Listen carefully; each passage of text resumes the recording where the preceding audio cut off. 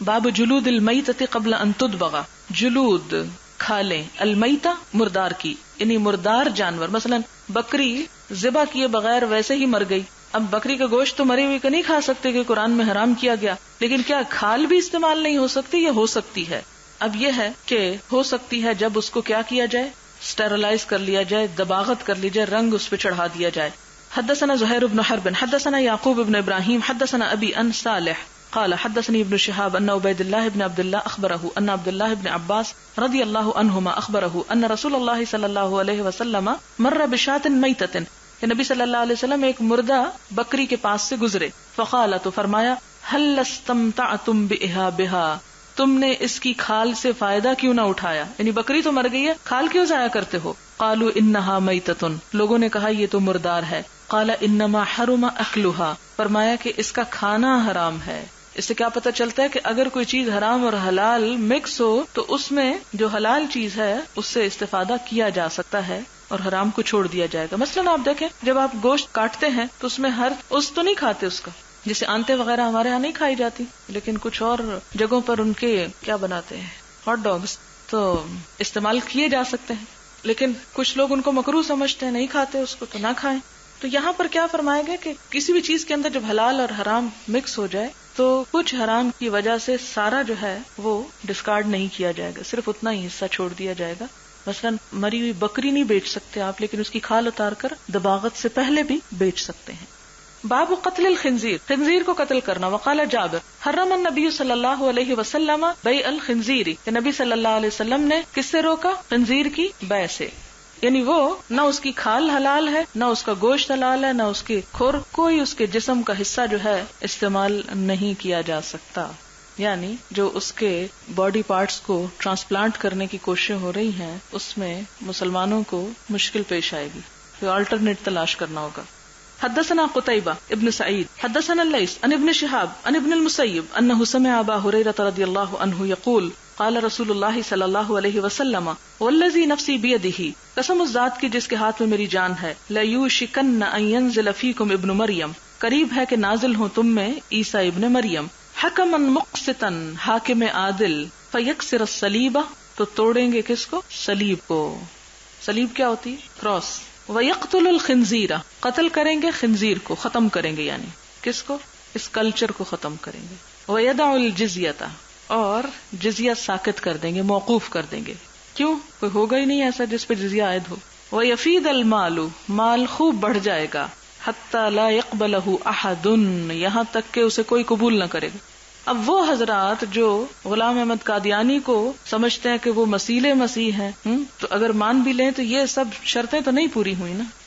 باب لا یذاب شحم المیتۃ، نہ پگھلائی جائے چربی مردار کی، ولا یباع ودکہ، اور نہ بیچی جائے اس کی چربی، یعنی مردار کی جو چربی ہے اور اس کو نہ بیچا جائے. ورواہ جابر رضی اللہ عنہ نے نبی صلی اللہ علیہ وسلم، یعنی کھال بیچی جا سکتی ہے لیکن چربی نہیں. کیوں؟ اس لیے کہ چربی اگر کہیں کسی مردار کی رکھی ہوئی ہو اور دوسری طرف حلال جانور کی تو پہچان کیسے ہوگی؟ ہر جگہ تو لکھے ہوئے اسٹیکر نہیں آپ لگا سکتے یہ حرام ہے یہ حلال ہے. تو پھر ایک بڑا سا اصول دے دیا گیا کہ وہ چیز جو ہے، اور ویسے بھی یہ کہ چربی کھانے میں استعمال ہوتی ہے زیادہ تر ان جگہوں پر جیسے پینٹ کرنے میں یا کشتیوں کو رنگنے وغیرہ میں، وہاں تو استعمال کی اجازت دی گئی مردار کی بھی، لیکن کھانے میں یا کھانے کے مقاصد کے لیے خرید و فروخت نہیں کی جا سکتی اس کی. حدثنا الحمیدی حدثنا سفیان حدثنا عمرو بن دینار قال اخبرنی طاووس انه سمع ابن عباس رضی اللہ عنہما یقول بلغ عمر ان فلانا باع خمرا، حضرت عمر کو اطلاع پہنچی کہ فلاں شخص نے شراب بیچی. فقال، تو کہنے لگے، قاتل اللہ فلانا، اللہ تباہ کرے فلاں کو. علم یعلم، اس کو پتہ نہیں، ان رسول اللہ صلی اللہ علیہ وسلم قال، نبی صلی اللہ علیہ وسلم نے فرمایا، قاتل اللہ الیہود، اللہ یہود کا برا کرے، تباہ کرے. حرمت علیہم الشحوم، کہ جن پر چربیاں حرام کی گئی، یعنی ہمارے لیے تو حلال ہے لیکن ان پہ حرام کی گئی. اس کی وجہ پہلے آپ جان چکے. فجملوها فباعوها، تو انہوں نے اس کو پگھلایا اور بیچ ڈالا، یعنی اس کی شکل بدل کے اس کو، کیونکہ یہ قوم تو ویسے ہی مشہور ہے نا ہیلا سازی میں، مکر میں، کہ ان کو ہفتے کے دن مچھلیاں پکڑنے سے روکا گیا. تو انہوں نے کیا کیا، اس سے پہلے نیٹ لگا لیا اور اگلے دن نکال لی.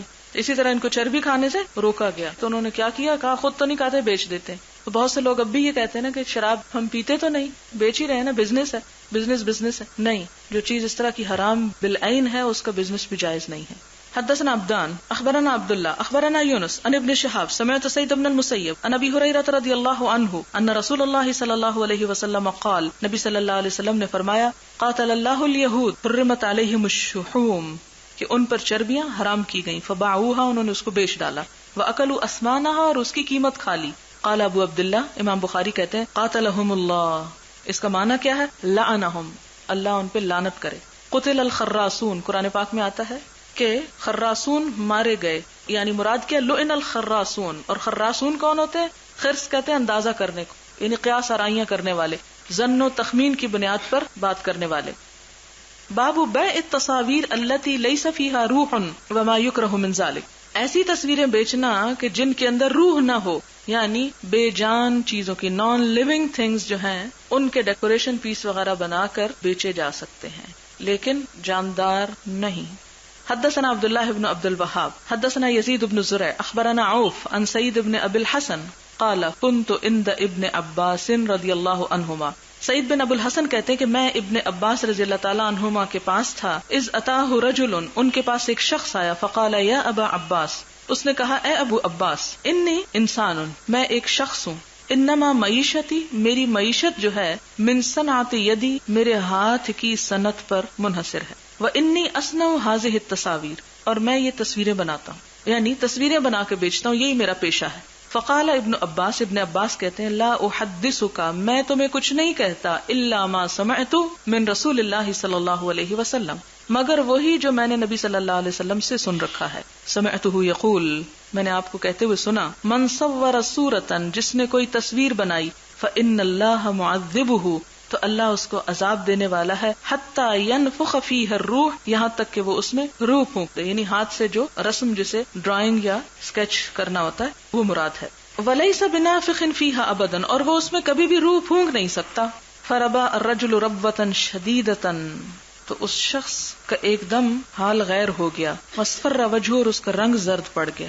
یعنی وہ جو مسئلہ پوچھنے کے لیے آیا تھا، یعنی اس کے اندر ایک ربا کا مطلب ہوتا ہے بڑھنا، ربا ربوتن، یعنی ایسا چڑھاؤ آیا، اس کے اندر ایک ایسا ابال آیا کہ اس کا رنگ زرد ہو گیا، اس کا دم یعنی رک گیا مراد ہے. قال ویحک ان ابیت الا ان تصنع فعلیک بہذا الشجر، جب اس کا رنگ بدلا تو ابن عباس نے دیکھ کے کہا تیرا ناس ہو، اگر تو یہ کرنا ہی چاہتا ہے تو یہ درخت وغیرہ، سینری، اس طرح کی چیزیں یہ بناتے رہو. کل شیء لیس فیہ روح، ہر وہ چیز بنا سکتے ہو جس کے اندر روح نہیں ہے. قال ابو عبداللہ سمع سعید بن ابی عروبۃ من النضر بن انس ھذا الواحد. باب تحریم التجارت فی الخمر، شراب کی سوداگری کی حرمت. وقال جابر رضی اللہ عنہ حرم النبی صلی اللہ علیہ وسلم بیع الخمر، نبی صلی اللہ علیہ وسلم نے شراب کی تجارت سے منع کیا، اس کو حرام قرار دیا ہے. حدثنا مسلم حدثنا شعبہ عن الاعمش عن ابی الضحى عن مسروق عن عائشہ رضی اللہ عنہا لما نزلت آیات سورۃ البقرہ عن آخرها خرج النبی صلی اللہ علیہ وسلم فقال حرمت التجارۃ فی الخمر. جب سورۃ البقرہ کی آیات اتری، آخری آیات یعنی جس میں سود کا ذکر آتا ہے، آپ کو یاد ہی ہوگا، تو آپ صلی اللہ علیہ وسلم نے سود کو حرام کرنے کے ساتھ ساتھ ایک اور چیز کی بھی اس مناسبت سے حرمت کا ذکر کر دیا، اور وہ کیا تھا؟ آپ نے فرمایا حرمت التجارت فی الخمر، شراب کی تجارت حرام کی گئی. باب اسم من باع حرا، آزاد کو بیچ ڈالنا. جیسے بعض لوگ بچے پکڑ کے اغوا کر لیتے ہیں اور پھر ان کو آگے بیچ ڈالتے ہیں، تو بہت بڑا جرم ہے.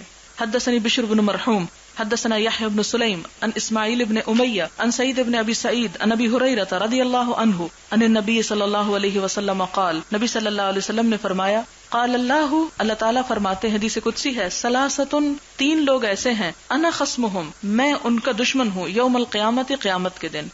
رجل اعطى بی ثم غدر، وہ شخص جو میرا نام لے کے کوئی عہد کرے پھر وعدہ خلافی کر دے، یعنی اللہ کی قسم کھا کے کوئی وعدہ کرے اور پھر اس وعدے کو توڑ ڈالے. ورجل باع حرا، اور وہ شخص جو کسی آزاد کو بیچ ڈالے، فاکل ثمنہ، اور اس کی قیمت کھا جائے. ورجل استاجر اجیرا، اور وہ شخص جو کسی مزدور کو مزدوری پر رکھے، فاستوفى منہ، اس سے پورا کام لے، ولم یعطہ اجرہ، اور اس کو اس کا اجر نہ دے، اس کی اجرت نہ دے. کسی مزدور کو رکھ کے پھر اس کو شام کو کہ اچھا گھر جاؤ چھٹی کرو، کوئی پیسے نہیں. ایسا کرنا شدید ترین کبیرہ گناہوں میں سے. باب بیع العبد والحیوان بالحیوان نصیعۃ، بیچنا غلام کو یعنی غلام کو غلام کے بدلے، والحیوان بالحیوان حیوان کو حیوان کے بدلے، نصیعۃ ادھار کے ساتھ. واشترى ابن عمر راحلۃ باربعۃ ابعرۃ مضمونۃ، اور عبداللہ بن عمر نے ایک اونٹنی خریدی، راحلہ اونٹنی، باربعۃ ابعرۃ 4 اونٹوں کے بدلے، مضمونۃ علیہ جو زمان میں رکھی ہوئی تھی، یوفیھا صاحبھا بالربزۃ، اور اس کے مالک نے وعدہ کیا کہ اس کو ربزہ میں حوالے کرے گا. وقال ابن عباس کہتے ہیں قد یکون البعیر خیرا من البعیرین، ہو سکتا ہے کہ ایک اونٹ 2 اونٹوں سے زیادہ اچھا ہو، یعنی بعض اوقات 2 کنڈم قسم کے اونٹ اور ایک اونٹ ان کے مقابلے میں زیادہ قیمتی. مثلا آپ نے دیکھو گا ایک گھوڑے کی قیمت مثلا 10,000 ہے اور بعض اوقات دوسرے کی قیمت 10 لاکھ ہو سکتی ہے. بہت بڑا فرق بھی ہوتا ہے بعض اوقات جانوروں میں. تو ایسی صورت میں اس طرح کا ایکسچینج کیا جا سکتا ہے. پھر وہی بات جو صبح سے دہرا رہے ہیں کہ ویلیو کو دیکھ کر سودا ہوگا، نہ کہ عدد تعداد کو یا کیل ناپ اور وزن کو نہیں. وقال ابن عباس قد يكون البعير خيرا من البعيرين واشترى رافع بن خدیج بعيرا ببعيرين فآتاهما احاطاه احدهما، اور یہاں بھی انہوں نے کیا کیا، رافع بن خدیج نے ایک اونٹ خریدا 2 اونٹوں کے بدلے، اور پھر ان میں سے ایک کو اسی وقت دے دیا اور دوسرے کو ادھار دیا مراد ہے. وقال آتیک بالآخر غدا، اور کہا دوسرا میں کل لے آؤں گا، رحمن یعنی دیر نہیں کروں گا انشاءاللہ. یعنی ایسا کیا جا سکتا ہے. مثلا 1 لاکھ کا سودا کیا گیا، 50 آج دے رہا ہوں 50 کل، تو ایسا ادھار کیا جا سکتا ہے. لیکن اگر یہ ہو کہ 50 آج اور 60 کل، جبکہ سودا 1 لاکھ کا ہو، تو مدت کے اضافے کے ساتھ قیمت میں اضافہ پھر سود قرار پاتا ہے. وقال ابن المسیب لا ربا فی الحیوان، حیوانوں میں کوئی سود نہیں، ربا نہیں. البعیر بالبعیرین، 2 اونٹوں کے بدلے 1 اونٹ خریدا جا سکتا ہے. والشاۃ بالشاتین، اور 2 بکریوں کے بدلے 1 بکری، الی اجل، وقت کی تعین کے ساتھ. یعنی اگر کوئی کہے کہ میں تمہاری بکری خریدنا چاہتا ہوں اور وہ بکری 5,000 کی ہو، جبکہ اس کے پاس 2 بکری کے بچے ہیں جو 2,500 کے، مثال کے طور پہ، اگر وہ یہ کہے کہ یہ مجھے دے دو آج، مجھے ضرورت ہے، 1 بچہ تم آج لے جاؤ اور دوسرا میں 6 مہینے بعد دوں گا، تو ایسی صورت میں کیا جا سکتا ہے، یعنی وہ سود میں شمار نہیں ہوگا. وقال ابن سیرین لا بأس ببعیر ببعیرین نصیعۃ، کہ 1 اونٹ 2 اونٹوں کے بدلے ادھار بیچنے میں کوئی حرج نہیں. حدثنا سلیمان بن حرب حدثنا حماد بن زید عن ثابت عن انس رضی اللہ عنہ قال كان في السبي صفیۃ فصارت الى دحیۃ الکلب ثم صارت الى النبی صلی اللہ علیہ وسلم. یہ قیدیوں میں حضرت صفیہ تھی جو حضرت دحیہ کلبی کے حصے میں آئی، پھر وہ حضور صلی اللہ علیہ وسلم کو مل گئی. باب بیع الرقیق، باب بیع بیچنا الرقیق غلام کا، غلام بیچنے کے بارے میں. حدثنا ابو الیمان اخبرنا شعیب عن الزہری قال اخبرنی ابن محیرز ان ابا سعید الخدری رضی اللہ عنہ اخبرہ انہ بینما هو جالس عند النبی صلی اللہ علیہ وسلم. ابو سعید خدری کہتے ہیں کہ ایک مرتبہ وہ حضور صلی اللہ علیہ وسلم کے پاس بیٹھے ہوئے تھے. قال، تو کہا ایک شخص نے، یا رسول اللہ، اے اللہ کے رسول صلی اللہ علیہ وسلم، انا نصیب صبیا، ہم پہنچتے ہیں کچھ لونڈیوں کو یعنی قیدی عورتوں کو، فنحب الاسمان، یعنی ہمیں حاصل ہوتی ہیں، پھر ہم چاہتے ہیں ان کی قیمت، یعنی انہیں بیچنا چاہتے ہیں، اپنے پاس رکھنا نہیں چاہتے. فکیف تری فی العزل، تو آپ کا عزل کے بارے میں کیا خیال ہے؟ فقال، تو آپ نے فرمایا، او انکم تفعلون ذالک، کیا تم ایسا کرتے ہو؟ لا علیکم اللہ تفعلوا ذالکم، اس سے کوئی فرق نہیں پڑتا کہ تم ایسا کرو یا نہ کرو. فإنها لیست نسمۃ، کیونکہ کوئی جان ایسی نہیں، کتب اللہ، جسے اللہ نے لکھ دیا ہو، ان تخرج، کہ وہ نکلے یعنی دنیا میں آئے، الا ہی خارجۃ، مگر وہ ضرور آنے والی ہے. یعنی عزل کی وجہ سے کسی آنے والی جان پہ فرق نہیں پڑے گا، اس لیے ایسا کرنا یا نہ کرنا جو ہے وہ برابر ہے. یہاں پر جو باب جس کے حوالے سے یہ حدیث آئی ہے وہ یہ کہ فنحب الاسمان، کہ جو لونڈیاں جنگ میں ہمارے ہاتھ آتی ہیں ہم ان کو خود نہیں رکھنا چاہتے، آگے بیچنا چاہتے ہیں. تو آپ صلی اللہ علیہ وسلم نے اس بارے میں یہ نہیں فرمایا کہ تم ان کو مت بیچو، بلکہ اس کے ساتھ یہ کہ ان کے ساتھ وہ عزل اس لیے کرتے تھے تاکہ وہ حامل نہ ہو، تو اس پر آپ نے بات کی، لیکن بیچنے یا نہ بیچنے کے بارے میں کوئی رائے نہیں دی، جس سے یہ ظاہر ہوتا ہے کہ ان کو آگے بیچا جا سکتا ہے. باب بیع المدبر، مدبر کو بیچنا. مدبر دال بے رے سے ہے، دبر کہتے ہیں پیٹھ کو، پیچھے. وہ غلام ہوتا ہے جس کو مالک کے مرنے کے بعد آزاد کیا جائے، تو اس کو اگر بیچ ڈالا جائے اس کے مرنے کے بعد تو کیا اس کی اجازت ہے؟ حدثنا ابن نمیر حدثنا وکیع حدثنا اسماعیل عن سلمہ بن کہیل عن عطاء عن جابر رضی اللہ عنہ قال باع النبی صلی اللہ علیہ وسلم، نبی صلی اللہ علیہ وسلم نے بیچ دیا المدبر، ایک مدبر یعنی ایسا غلام کہ جسے مالک کے مرنے کے بعد آزاد کیا جانا تھا۔ ہوا یہ تھا کہ ایک شخص جو مر گیا، اس کی اپنی کوئی جائیداد وغیرہ اس نے نہیں چھوڑی، اور اس کے ساتھ یہ کہ وہ مقروض تھا۔ اب ویسے تو ہونا یہ چاہیے تھا کہ جب وہ مالک مر گیا تو اسے آزاد کر دیا جاتا، لیکن اسے آزاد نہ کیا گیا بلکہ اسے بیچ ڈالا گیا، اور خود نبی صلی اللہ علیہ وسلم نے اس کو بیچا، اور اس کی وجہ کیا بتائی گئی۔ اب سوال یہ پیدا ہوتا ہے کہ ایک غلام جو ہے اس کو جب آزادی مل گئی تو پھر اسے بیچا کیوں گیا؟ تو بات یہ ہے کہ جو کسی کا قرض ہے، یعنی کسی غلام کو آزاد کرنا تو ایک ثواب کا کام ہے، اگر انسان آزاد نہ بھی کرے تو کوئی گناہ کی بات نہیں، لیکن قرض جو ہے اس کو ادا کرنا لازم ہے۔ اگر کوئی شخص اپنا قرضہ ادا نہیں کرتا تو اس کی چھوٹ نہیں، اس لیے ان دونوں میں سے کس کو ترجیح دی گئی؟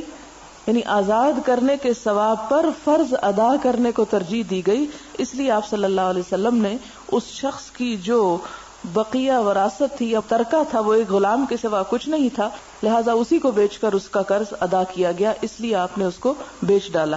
تو اس سے بھی دراصل جو بات پتہ چلتی ہے وہ اصل پیچھے اسی کو جاتی کہ لونڈی اور غلام کو بیچنا کیسا ہے، تو یہاں یہ حدیث اس بیچنے کے بارے میں لائی گئی ہے، یعنی بیچنے کے جواز پر آئی ہے۔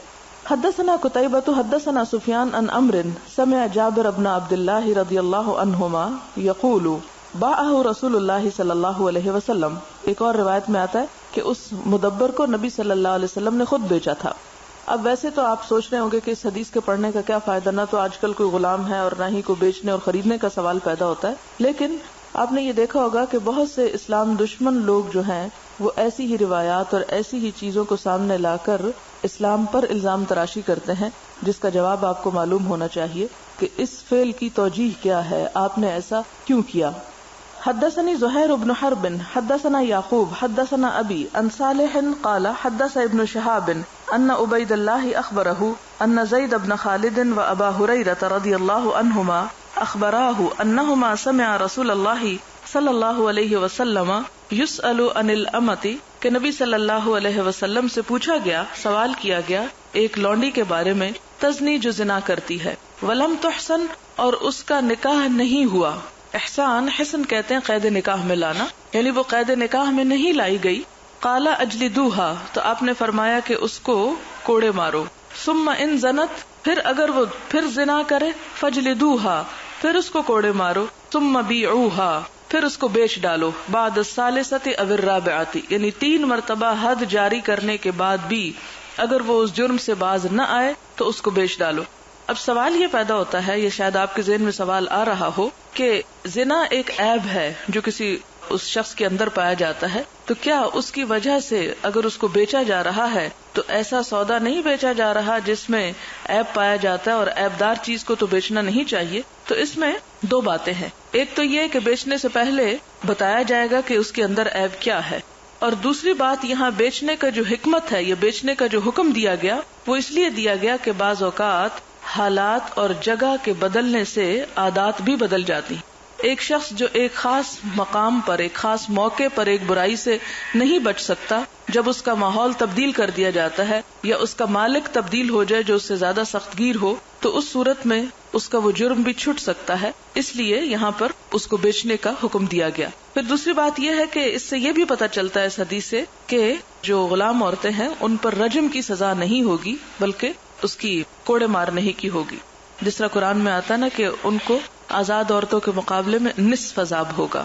حدثنا عبد العزیز بن عبد اللہ قال اخبرني الليث عن سعید عن ابیہ عن ابی ہریرہ رضی اللہ عنہ قال سمعت النبی صلی اللہ علیہ وسلم، کہتے ہیں کہ میں نے نبی صلی اللہ علیہ وسلم سے سنا، یقول، آپ نے فرمایا، اذا زنت امۃ احدکم، جب تم میں سے کسی کی لونڈی زنا کرے، فتبین زناها، پھر اس کا زنا واضح ہو جائے، ظاہر ہو جائے، پتہ چل جائے، فلیجلدها، تو چاہیے کہ اسے اس پہ حد جاری کرے، اس کو کوڑے لگائے، الحد، حد کے طور پر، ولا یسرب علیہا، اور اس کو نہ جھڑکے، نہ برا بھلا کہے، قرآن پاک میں بھی اس سے ملتا جلتا لفظ آپ نے پڑھا ہوگا، سورۃ یوسف میں آتا ہے لا تثریب علیکم اليوم، تو سرب ہوتا ہے ملامت کرنا، ڈانٹنا، تو اس کو ڈانٹ ڈپٹ نہ کرے. اس سے یہ بات پتہ چلتی ہے کہ اگر کوئی شخص ایسا جرم کرے یا کسی کے اندر ایسی کوتاہی یا گناہ ہو کہ جس پر اس کی سزا حد جاری کرنا ہو تو وہ سزا دے دینی چاہیے، پھر زبان کو بند رکھنا چاہیے، زبانی ملامت یعنی طعنے وغیرہ نہیں دینے چاہیے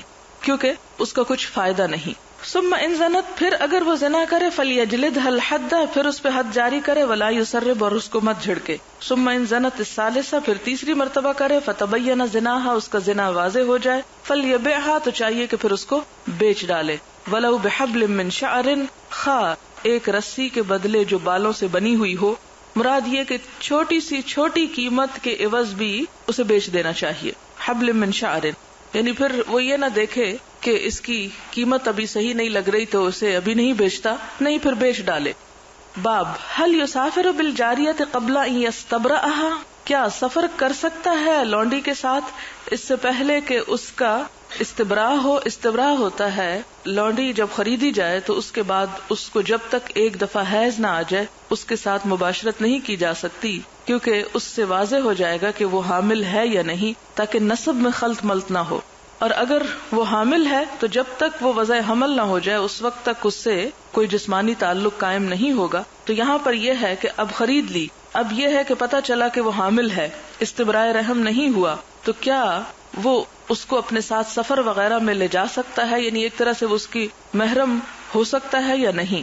ولم یرا الحسن بأسا ان یقبلها ویباشرها، تو حسن بصری کہتے ہیں کہ اس کے ساتھ بوس و کنار کرنے میں اور مباشرت میں کوئی حرج نہیں ہے.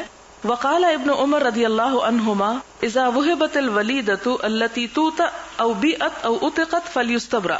اذا وهبت، جب ہبہ کی جائے، الولیدۃ کوئی لونڈی، التي توطأ جس سے صحبت کی جاتی ہے، او بیعت یا بیچی جائے، او عتقت یا آزاد کی جائے، فلیستبرأ تو چاہیے کہ استبراء کرے، رحمھا اس کے رحم کا، بحیضۃ ایک حیض کے ساتھ. ولا تستبرأ العذراء، اور کنواری کے استبراء رحم کی ضرورت نہیں ہے. وقال عطا لا بأس ان يصيب من جاریته الحامل، کہ کوئی حرج نہیں کہ اگر وہ حامل یعنی پریگننٹ لونڈی ہے اس کو ہاتھ وغیرہ لگائے، مادون الفرج سوائے شرمگاہ کے. وقال اللہ تعالی الا علی ازواجهم او ما ملکت ایمانهم، کیونکہ اللہ تعالیٰ نے قرآن پاک میں فرمایا ہے کہ مگر ان کی بیویاں یا جو ان کے دائیں ہاتھ مالک ہیں. حدثنا عبد الغفار بن داود حدثنا یعقوب بن عبد الرحمن عن عمرو بن ابی عمرو عن انس بن مالک رضی اللہ عنہ قال قدم النبی صلی اللہ علیہ وسلم خیبر، حضور صلی اللہ علیہ وسلم خیبر کی طرف تشریف لائے. فلما فتح اللہ علیہ الحصن، جب خیبر کا قلعہ، حصن کہتے ہیں قلعے کو، خیبر کا قلعہ اللہ تعالیٰ نے آپ کو فتح کروا دیا. ذکر لہ جمال صفیہ بنت حیی بن اخطب، تو آپ کے سامنے صفیہ بنت حیی بن اخطب کے حسن و جمال کا ذکر کیا گیا. وقد قتل زوجها، اور ان کے شوہر کو قتل کیا گیا تھا، یعنی اس جنگ میں ان کا شوہر مارے گئے تھے. وکانت عروسن، اور وہ نئی دلہن تھی، یعنی ابھی نئی نئی شادی شدہ خاتون تھی، اور اسی جنگ میں یعنی جنگ خیبر میں ان کے شوہر قتل کر دیے گئے. فاصطفاها رسول اللہ صلی اللہ علیہ وسلم لنفسه، تو نبی صلی اللہ علیہ وسلم نے ان کو اپنی ذات کے لیے چن لیا.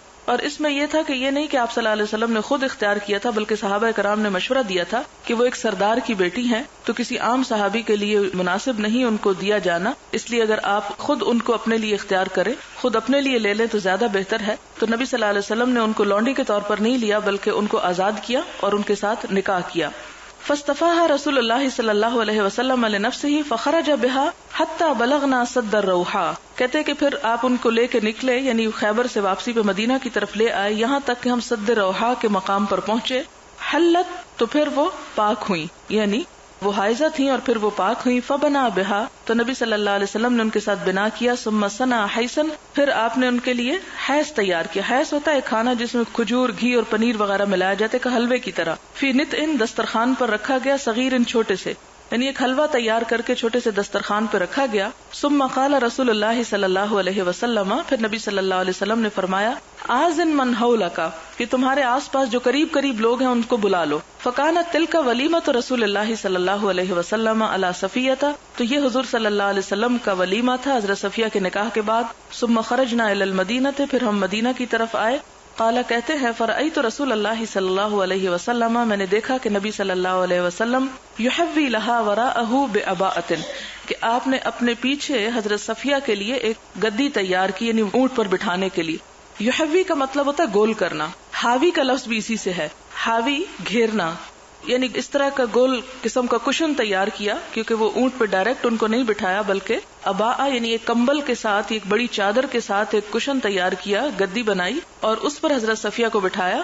ثم یجلس عند بعیرہ پھر آپ صلی اللہ علیہ وسلم اپنے اونٹ کے پاس بیٹھتے تھے. فیدع رکبتہ آپ اپنا گھٹنا رکھتے. فتدع صفیہ رجلہا تو حضرت صفیہ اپنا پاؤں آپ صلی اللہ علیہ وسلم کے گھٹنے پر رکھتی. علی رکبتی حتی ترکب یہاں تک کہ سوار ہو جائیں.